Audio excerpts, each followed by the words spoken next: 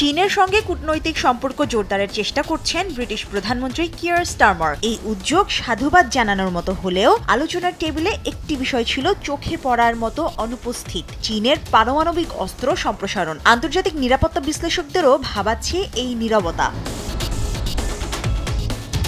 Stockholm International Peace Research Institute সিপ্রির 2025 সালের প্রতিবেদনে বলা হয়েছে, বিশ্বের প্রায় সব পারমাণবিক শক্তিধর দেশই এখন অস্ত্র আধুনিকায়নে ব্যস্ত। হাইপারসনিক ক্ষেপণাস্ত্র থেকে শুরু করে কম শক্তির ব্যবহারযোগ্য পারমাণবিক অস্ত্র সবকিছুই নতুন করে যুক্ত হচ্ছে। এই প্রেক্ষাপটে বেইজিং এর অবস্থান সবচেয়ে উদ্বেগজনক। আনুমানিক 600টি ওয়ারহেড থাকলেও চীনের পারমাণবিক ভান্ডার বাড়ছে সবচেয়ে দ্রুত গতিতে, প্রতি বছর প্রায় 100টি করে। সিপ্রির হিসাব অনুযায়ী এভাবে বাড়তে থাকলে চলতি দশকের শেষ নাগাদ যুক্তরাষ্ট্র বা রাশিয়ার সমপর্যায়ের আন্তঃমহাদেশীয় ক্ষেপণাস্ত্র সক্ষমতা অর্জন করতে পারে বেইজিং। অথচ এই অস্ত্রবৃদ্ধির পেছনে চীন কোনো স্পষ্ট ব্যাখ্যা দিচ্ছে না, এমনকি বহুপাক্ষিক অস্ত্র নিয়ন্ত্রণ আলোচনাতেও অংশ নিতে অস্বীকৃতি জানাচ্ছে।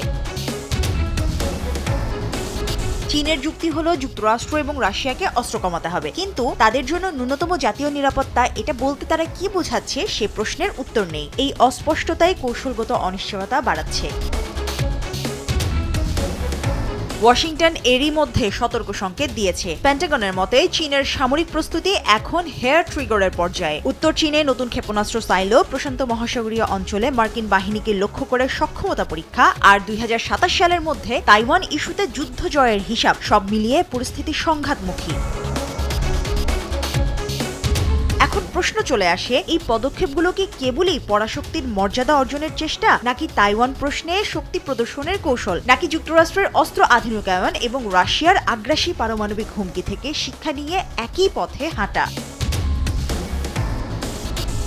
এই জটিলতার মধ্যেই চীনা সেনাবাহিনীতে অস্বাভাবিক শুদ্ধি অভিযান নিয়ে নতুন প্রশ্ন তুলছে। শীর্ষ জেনারেলদের বরখাস্ত, আনুগত্য নিয়ে সন্দেহ, সব মিলিয়ে নির্দেশ এবং নিয়ন্ত্রণ কাঠামো কতটা স্থিতিশীল তা নিয়ে উদ্বেগ বাড়ছে। পারমাণবিক অস্ত্রের ক্ষেত্রে সবচেয়ে ভয়ঙ্কর প্রশ্নটি আবারও ফিরে আসে, শেষ সিদ্ধান্তটি কার হাতে?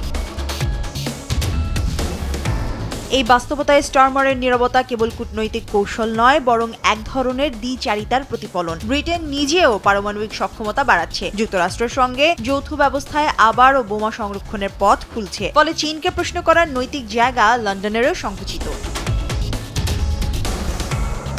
বিশ্লেষকরা বলছেন, বিশ্ব ধীরে ধীরে এমন এক বাস্তবতার দিকে এগোচ্ছে যেখানে পারমাণবিক অস্ত্র আর শেষ অবলম্বন নয়, বরং কূটনৈতিক দর কষাকষির হাতিয়ার। এই প্রবণতা থামাতে ব্যর্থ হলে বম্বস অ্যাওয়ে শুধু রূপকথা নয়, বাস্তব আশঙ্কায় পরিণত হতে পারে। মুশরিফা নুজাত, দেশ টিভি।